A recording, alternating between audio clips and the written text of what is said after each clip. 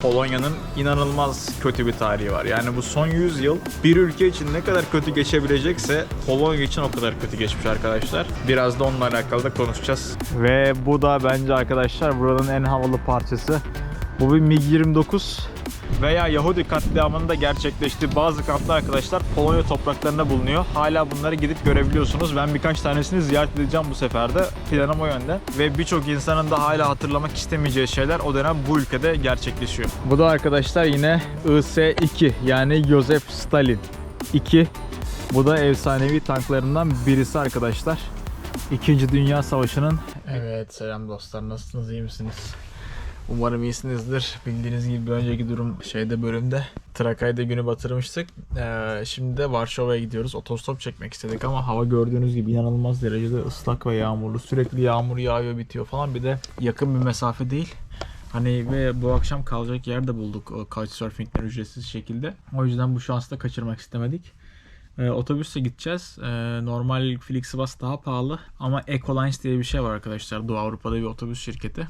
Vilnius'tan Varşova'ya kadar 8 saatlik otobüs yolculuğuna sadece 16 euro. Yani işte çarparsanız normal kurla 500 lira falan tutuyor. O da uygun bir fiyat, yani Türkiye fiyatlarıyla aynı neredeyse.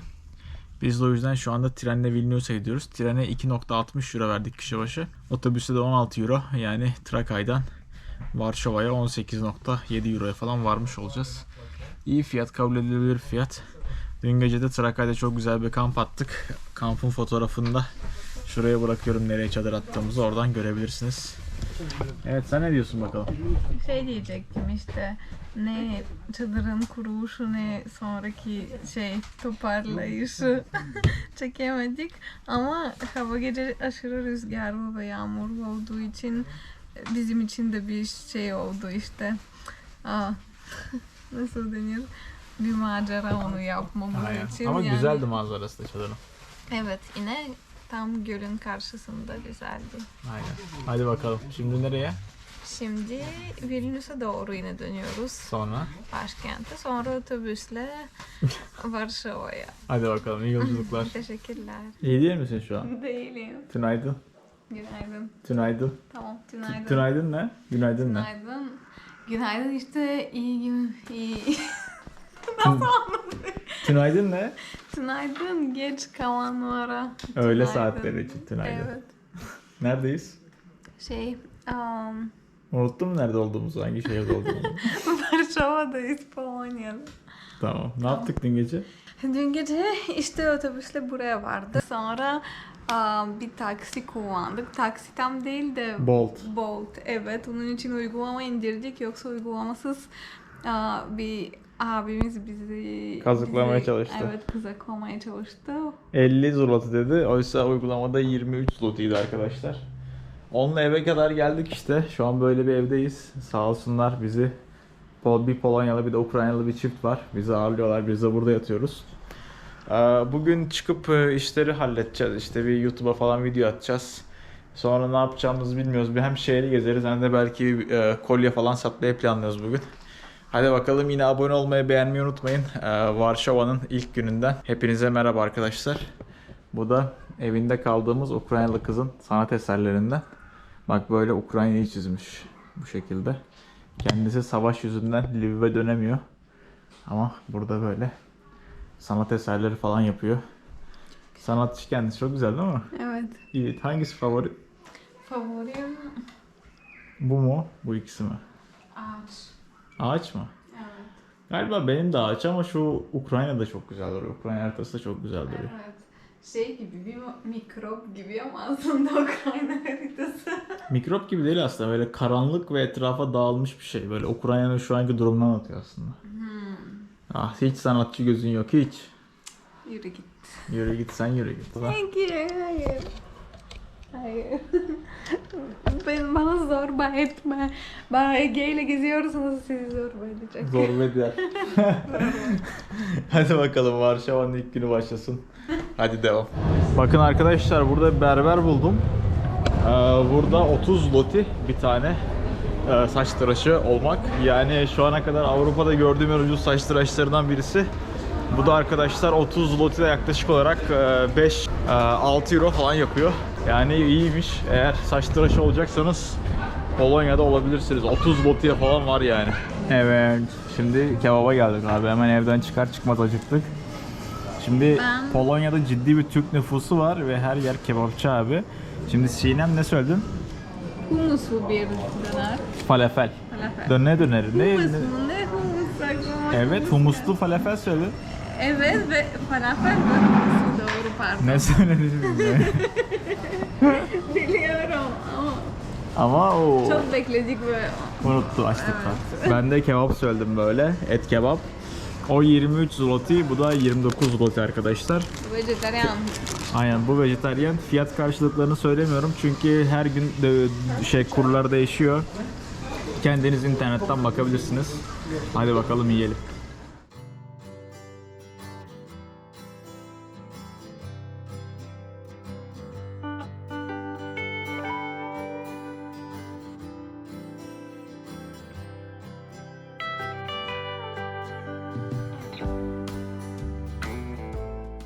Abi benim yediğim yemek lahmacuna sarılı dönermiş ve çok güzeldi yani, hani içinde peynir de vardı, acı da vardı, bir de onun dışında şey de vardı, böyle garlic sos, yani sarımsaklı sos da vardı ve bayıldım. Bence 29 zloty'ye lahmacuna sarılı döner yemek çok iyiydi. Böyle yani, karnımız doydu. Beğendin mi falafeli? Güzeldi ama seninki daha iyiydi. Benimki daha mı iyiydi? Evet, her zamanki gibi Ege hep daha iyisini seçiyor. Sen sağlıklı besleneceğim derken hep kötü yemek seçiyorsun. Yani sağlıktan ibaret değil şu an seçimim de farklı bir şey yiyeyim dedim ama seninki farklı çıktı. Lahmacun dönere lahmacun sarılı. Nasıl deniyor? Lahmacuna sarılı döner. Lahmacun sarılı döner. Evet, güzeldi abi. Hadi bakalım, sana afiyet olsun. Teşekkürler. Bizde yemek bitince şu müzenin açık alanı var. Orası ücretsiz arkadaşlar. Orada çok güzel şeyler var. Yani çok ciddi savunma sanayi ürünleri falan var. Özellikle Sovyetlerden, eski Polonya'dan. Onları size göstermek istiyorum. Çünkü Polonya'nın inanılmaz kötü bir tarihi var. Yani bu son 100 yıl bir ülke için ne kadar kötü geçebilecekse Polonya için o kadar kötü geçmiş arkadaşlar. Biraz da onunla alakalı da konuşacağız. Hadi bakalım. Uçaklara bak. uçak. Hani sevmiyordun böyle şeyleri? Sevmiyorum ama böyle. Etkileyici değil mi? Evet. Evet dostlar, hep beraber Polonya Ordu Müzesi'ne hoş geldik.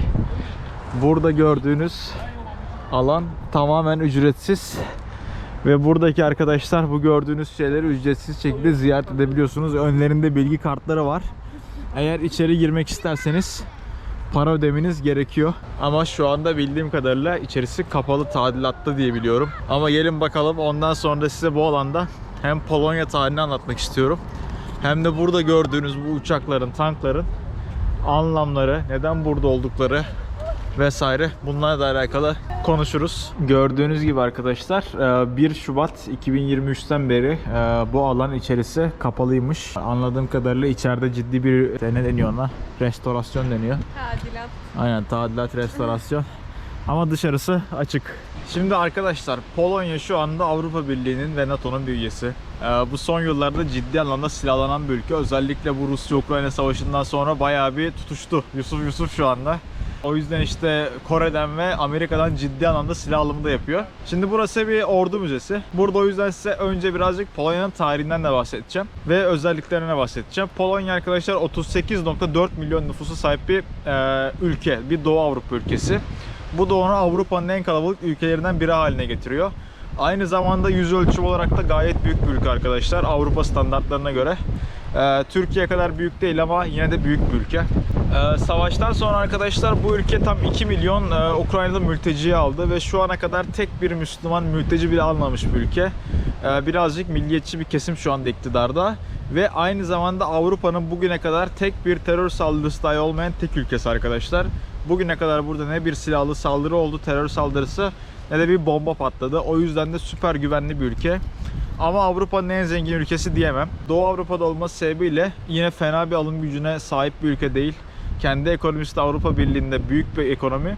Ama kişi başına düşen gelir olarak da çok zengin bir ülke diyemem. Ama yine de şu anda Türkiye'den daha iyi bir alım gücüne sahip, daha iyi bir duruma sahip ekonomik olarak. Bu da net bir şekilde size söyleyebilirim. Şu anda arkadaşlar bu ülkenin kişi başına düşen milli geliri 16.000 dolar. Türkiye'nin de 10-11 bin dolar civarında. Yani Türkiye'den 1,5 kat daha fazla kişi başına düşen milli geliri var diyebiliriz bu durumda. Ondan sonra ne ekleyebiliriz? Buranın arkadaşlar tarihi çok eskiye dayanıyor. Çünkü burası bir Slav ülkesi, bir Slavik bir ülke. O yüzden de aslında Slavlarla eskiye kadar dayanan bir tarihi var. Ama ne zaman Polonya ismi tarihte karşımıza çıkıyor derseniz, o artık böyle bir 10. yüzyılda falan, binli yıllarda ortaya çıkıyor. Ama binli yıllardan 1200 yıllara kadar arkadaşlar bu ülkenin belli bir hani varoluşu yok. Aslında böyle sürekli akınlarla uğraşıyor, sürekli böyle başı belada ve pek bir genişleme sağlayamıyor. Sonra arkadaşlar 1200 yıllarda artık devletleşmesi başlıyor Polonya'nın, ama ondan sonra da karşısına Cengiz Han çıkıyor, yani Moğol istilaları başlıyor. Moğol istilaları başlayınca arkadaşlar dünyanın birçok yerinde olduğu gibi Polonya'da tamamen yıkılıyor ve dümdüz ediliyor. Ondan sonra Toton şövalyeleriyle de belli başlı itiş kakışlar oluyor.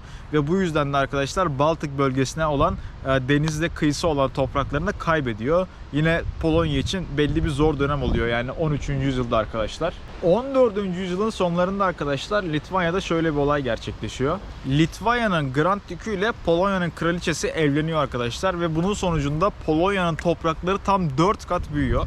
Ve aslına bakıma Polonya'nın altın çağı başlıyor. Ve bu dönemde arkadaşlar yani Polonya-Litvanya Birliği olarak geçiyor tarihte. Ve bu iki ülkenin de en güçlü olduğu dönem aslında bu dönem diyebiliriz tarih sayfasında. Ondan sonra arkadaşlar bu 4 kat büyüdükten sonra toprakları Polonya ve Litvanya Birliği Toton şövalyelerine karşı bir savaş ilan ediyor. Ve 1466 yılında bu Baltık bölgesinde kaybettiği toprakları geri alıyor. Böylece tekrardan kuzey bölgesindeki ticaret yollarına ve deniz yollarına ulaşımı kazanıyor Polonya. Ama tam bu sırada karşısına yeni bir problem çıkıyor arkadaşlar: Osmanlı. Bu dönemde de Osmanlı ile Polonya'nın ciddi anlamda rekabeti var. Özellikle Karadeniz bölgesindeki arkadaşlar Polonya topraklarını Tatarlar ve Osmanlılar aldığı için Polonya'dan, böylece arkadaşlar bir kez daha güneydeki ticaret yollarını kaybediyor Polonyalılar ve o bölgeyi Osmanlı hakimiyetine veriyorlar. Ondan sonra da batıda Cermenler tehdidi var arkadaşlar. Aynı zamanda onlarla da uğraşıyorlar ve sürekli Osmanlı'nın arkadaşlar seferleri Polonyalıları zayıflatıyor. Çünkü sürekli akıncılar yolluyorlar, sürekli akın ediyorlar topraklara, sürekli o sınır bölgelerini yağmalıyorlar ve Polonya ordusunu zamanla da zayıflatıyorlar. Ondan sonra arkadaşlar 17. yüzyıl geliyor ve 17. yüzyılda artık Avusturyalılar ve Ruslar gerçekten de Avrupa'nın yükselen yeni güçleri oluyor. Ve bildiğiniz gibi bu iki gücün ortasında da yine Polonyalılar kalıyor arkadaşlar. Polonya'daki insanlar ayaklanmaya başlıyor bu işgaller altındaki bölgelerden. Ve ondan sonra da arkadaşlar Rusya endişelendiği için bu durumdan bütün Polonya'yı işgal ediyor arkadaşlar. 1795 yılında Polonya 3 ülke tarafından bölünüyor ve tarih sayfasında haritadan tamamen siliniyor. Yani 100 sene boyunca Türkiye diye bir devletin olmadığını düşünün ya da herhangi bir Türk devletinin olmadığını düşünün. Polonya'nın da başına bu geliyor arkadaşlar. Tam 100 sene boyunca haritada Polonya diye bir bölge olmuyor. Tamamen bölünmüş bir toprak olarak kalıyor arkadaşlar. Bu bölünmeden sonra arkadaşlar 1917'de Ekim devrimi gerçekleşiyor. Bildiğiniz gibi Sovyet Rusya oluyor, Rus Çarlığı. Ve bundan sonra da Lenin diyor ki ben diyor Polonya'nın bağımsızlığını tanıyorum. Her millet kendi kaderini çizebilir diyor. Ve Polonya'nın bağımsızlığını veriyorlar. Polonya'da Sovyetlerden bağımsızlığını almasına rağmen bu boşluğu kullanıp arkadaşlar Belarus'a ve Sovyetlere savaş açıyor ve 1919'da 1921 arası Polonya-Rusya savaşı başlıyor arkadaşlar. Sovyetler savaşı başlıyor ve o dönem daha yeni kurulan Sovyetler Birliği de Polonya'ya karşı direnemiyor ve savaşı kazanıyor. Bunun sonucunda arkadaşlar Riga Antlaşması imzalanıyor ve Polonya o dönem doğu sınırlarını çiziyor. Yani kendi bağımsızlığını aldığı ülkeye savaş açıyor, hemen bağımsızlığını alır almaz ve böylece de arkadaşlar bir zafer elde ediyor. Bundan sonra arkadaşlar Polonya'nın 20 yıllık bağımsızlık dönemi başlıyor. Bildiğiniz gibi 1939 yılında Rusya ve Nazi Almanyası, Hitler bir saldırmazlık paktı imzalıyorlar. Ve böylece beraber arkadaşlar Polonya'yı ikiye bölüyorlar. Doğusunu Sovyetler alıyor, batısını da arkadaşlar Almanlar alıyor. Ve 2 sene boyunca bu iş böyle devam ediyor. Ondan sonra Almanlar Sovyetlere savaş açıyor ve bütün Polonya topraklarını Nazi Almanyası kontrol etmeye başlıyor. Ondan sonra sadece 4 sene sonra arkadaşlar Sovyetler savaşı kazanmak için yola çıkıyor ve bütün Polonya topraklarını Sovyetler ele geçiriyor bu sefer. Bu dönem Polonya'nın en kanlı dönemi arkadaşlar. Mesela Varşova'nın nüfusu 3'te 1'e iniyor, 4'te 1'e iniyor savaş döneminde. Ve tekrardan 1939'daki nüfusunu bulması arkadaşlar 40 yılı buluyor. Yani inanılmaz yaralar alıyor. Nüfusunun %20'sini kaybediyor bu dönemde arkadaşlar Polonya. Veya Yahudi katliamının da gerçekleştiği bazı kamplar arkadaşlar Polonya topraklarında bulunuyor. Hala bunları gidip görebiliyorsunuz. Ben birkaç tanesini ziyaret edeceğim bu seferde. Planım o yönde. Ve birçok insanın da hala hatırlamak istemeyeceği şeyler o dönem bu ülkede gerçekleşiyor. 1945'te arkadaşlar artık Nazi Almanya'sı yenildiği zaman da 3 milyon Yahudi de bu ülkede katlediliyor 1945 ile 1939 yılları arasında. Ondan sonra arkadaşlar 1945'te Sovyet ordusu Polonya giriyor ve Polonya'yı bir bakıma özgürleştiriyor diyebiliriz. Bir bakıma, çünkü bundan sonra komünist rejim başlıyor Polonya'da. Almanya karşı kaybettiği toprakları Polonya geri alıyor ama birçoğunu da Sovyetlere vermek zorunda kalıyor. O yüzden savaş öncesine göre yüz ölçümü küçülerek tekrardan bağımsız bir ülke olarak karşımıza çıkıyor. Ama aslında burası bir kukla devlet olarak kalıyor. Ta ki 1990 yılındaki komünist rejim yıkılana kadar arkadaşlar. Soğuk Savaş dönemi boyunca Polonya özellikle Sovyetlerin çok değer verdiği bir ülke. Çünkü Avrupa'dan gelecek ilk saldırıları göğüsleyecek ülke burası. Bu yüzden de arkadaşlar Sovyetler Birliği bu ülkeyle ciddi anlamda teknoloji transferi yapıyor. Ciddi anlamda bu ülkeyi silahlandırıyor ve bir bakıma burayı ileri karakolu haline getiriyor. Ve bildiğiniz gibi 1949 yılında NATO kuruluyor. Yani Kuzey Atlantik Paktı. Kuzey Atlantik Paktı'nın da amacı Sovyetler Birliği'nin yayılmasını önlemek. Buna karşılık da arkadaşlar Sovyetler Birliği Polonya'nın başkentinden ismini aldığı Varşova Paktı'nı kuruyor. Burada demir perde ülkeleri ve Sovyetler Birliği oluyor. Yani bu ülkelerden birine yapılacak bir saldırı bu hepsine yapılmış sayılıyor. Aynı NATO'da olduğu gibi. Ama 1991 yılında da Varşova Paktı dağılıyor ve böylece arkadaşlar Soğuk Savaş'ın sonu geliyor. 1991'den sonra bu ülke arkadaşlar yavaş yavaş liberal ekonomiye geçmeye başlıyor. Ve şu anda da bu 45 yıllık 50 yıllık süreçte Soğuk Savaş döneminde Sovyetlerden buraya gelen bütün mirasları bu müzede görebiliyorsunuz. Zaten bak Sinan de size gösterir şimdi. Bak böyle gördüğünüz gibi arkadaşlar buradaki birçok şey ta Sovyet döneminden buraya miras. Bak burada gördüğünüz füzeler, helikopterler, her şey. Bu süreçten sonra da arkadaşlar Polonya hem Avrupa Birliği'ne giriyor hem de NATO'nun önemli üyelerinden biri oluyor ve şu anda da ciddi anlamda silahlanan ülkelerden birisi. Yakın dönemde galiba 24 tane Bayraktar TB2 de aldı ve bunların 18 tanesi teslim edildi diye biliyorum.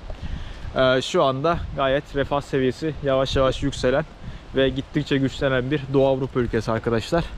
Hadi gelin buradaki şeyleri de beraber görelim. Polonya'nın eski hava kuvvetlerinden ve kara kuvvetlerinden kalan uçaklar vesaire. Bak burada bir PZR-130 Orlik var arkadaşlar. Bu bir eğitim uçağı. Böyle eskiden Sovyet pilotları tarafından muhtemelen Polonyalı pilotlar eğitiliyordu. Buradaki abimizde bir Tu-2S bombacı. Bak bu gövdenin içine arkadaşlar bombalar konuyormuş. Sovyetler Birliği'nde 1940'larda yapılan bir uçakmış. Yani aslında 2. Dünya Savaşı'nda kullanılan bombacılardan birisi. Vay be, bunları burada görmek çok iyi ya. Baksanıza şöyle rampalar, araçlar. Burada da o Yak-9P Fighter. Bu da arkadaşlar yine 1945 2. Dünya Savaşı'ndan kalan efsanevi uçaklardan birisi. Bakalım burada İngilizce bilgi var mı şu füzelerle alakalı. Bu muhtemelen bir balistik füze. Ki öyle gibi duruyor. Aynen, bakın arkadaşlar bu Sukut B. Tabi bu bir balistik füze arkadaşlar. Bununla böyle kilometrelerce ötedeki hedefleri vurabiliyordunuz. Vay be. Bu da aynı şekilde başka bir balistik füze araç taşıyıcı. Yani araç herhalde bunlar. Araçların üzerine balistik füze koyuluyordu. Çok güzeller ya. Sonra burada arkadaşlar böyle bunlar donanma parçaları. Bu bir torpido kovanı.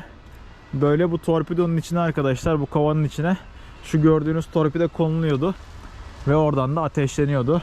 Bunlar da shipboard cannon, yani gemilerin toplarıymış arkadaşlar.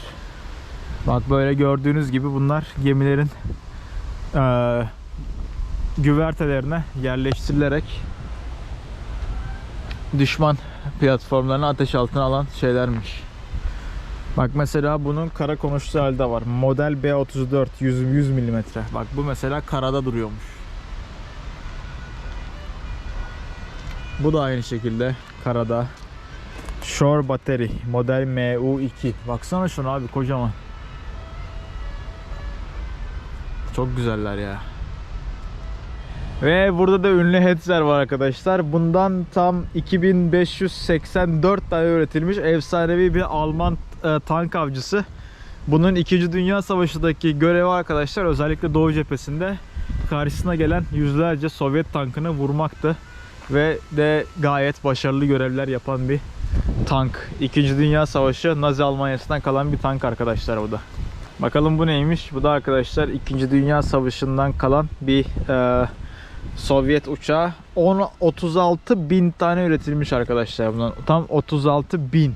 İnanabiliyor musunuz? Sovyetler 36 bin tane üretmiş bundan. Sen de beni mi çekiyorsun? Evet. Ben herkesi çekiyorum, sen beni çekiyorsun. Okey. Bu da arkadaşlar bir yakın hava desteği uçağı gibi söyleyebiliriz. Yani tam olarak öyle değil ama yerdeki hedefleri vurmak için Sovyetler tarafından üretilen ve 4966 tane üretilen bir uçak arkadaşlar. Bunun da yine tarihi 2. Dünya Savaşı yılları. Bak gördüğünüz gibi üzerinde Polonya Hava Kuvvetleri armaları var. Şu kanatların altında gördüğünüz gibi. Bunların bir kısmı savaştan sonra çok fazla olduğu için komünist ülkelere dağıtılmış diye düşünüyorum. Burada da bir PE-2 FT Dive Bomber yani dalış bombardıman uçağı. Bu da arkadaşlar 11.427 tane üretilmiş ve bir Sovyet efsanesi. Ve burada da abi efsanevi Sovyet tankları var. Şuna baksana ya. Bu gördüğünüz tank arkadaşlar T-55 bir orta tank. Bunu Suriye Savaşı'nda Suriye ordusu bolca kullandı. Bu da efsanevi tanklardan birisi. Burada gördüğümüz de neymiş? PT-76. Bu da bir başka efsanelerden. Ama hiç kimse bunun kadar efsane değil arkadaşlar. Bu bir T-34-85M. T-34 yani efsanevi Sovyet tankının bir üst versiyonu. Bu çok Alman'ın canını yaktı yani zamanında. Zaten 328 tanesi arkadaşlar Polonya ordusu tarafından hizmetteymiş ve Sovyetler tarafından toplamda 1400 tane üretilmiş bunlardan. Bak bu da Su-76M.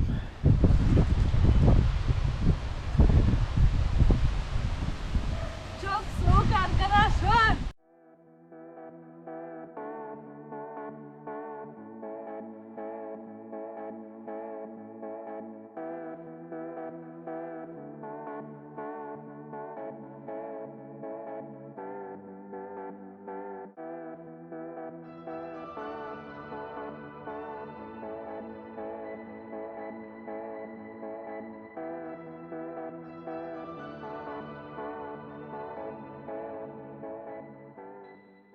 Bu da arkadaşlar bir Su-22 M4 uçağı. Bu da 2000'li yıllara kadar hizmette kalan bir efsane. Yine burada geldiğinizde bunu böyle görmeniz mümkün. Hadi gelin birazcık da şu taraflara devam edelim. Ve bu da bence arkadaşlar buranın en havalı parçası. Bu bir MiG-29 Mikoyan firmasının. Hala bildiğim kadarıyla Polonya Hava Kuvvetleri'nde bunlardan bazıları aktif olarak görev yapıyor. Ve bir tanesini de arkadaşlar buraya müzeye kaldırmışlar. O yüzden bence çok cool ya. Gelip bunda kesinlikle burada görün derim yani. Baksana da şunun güzelliğine. Bu da arkadaşlar yine IS-2 yani Joseph Stalin 2. Bu da efsanevi tanklarından birisi arkadaşlar. 2. Dünya Savaşı'nın bir heavy tank yani bir ağır tank. Tam 3850 tane arkadaşlar buna üretilmiş savaş boyunca. Burada da bir MiG-21 abimiz var. Bu müze böyleydi. Size hani bu bölümde hem Polonya'nın tarihini anlatmaya çalıştım. Ne kadar acılar çektiğini. Hem de buradaki böyle platformları göstermeye çalıştım. Çünkü Polonya tarihi savaşlarla anılan bir tarih arkadaşlar. Polonya ile savaşları ayrı tutmak mümkün değil. Ve aynı zamanda savaş teknolojilerini de ayrı tutmak mümkün değil. Böyle yani. Bu bölüm bu kadardı. Lütfen abone olmayı, beğenmeyi unutmayın. Daha Polonya'dayız. Polonya seyahat devam edecek. Daha fazla şey göstereceğiz. Hadi bakalım, sizleri seviyorum. Görüşmek üzere. Beğeni, yorum, her türlü yorum. Olumlu olumsuz fark etmez, bekliyoruz. Hadi bay bay. Bay bay. Bay bay.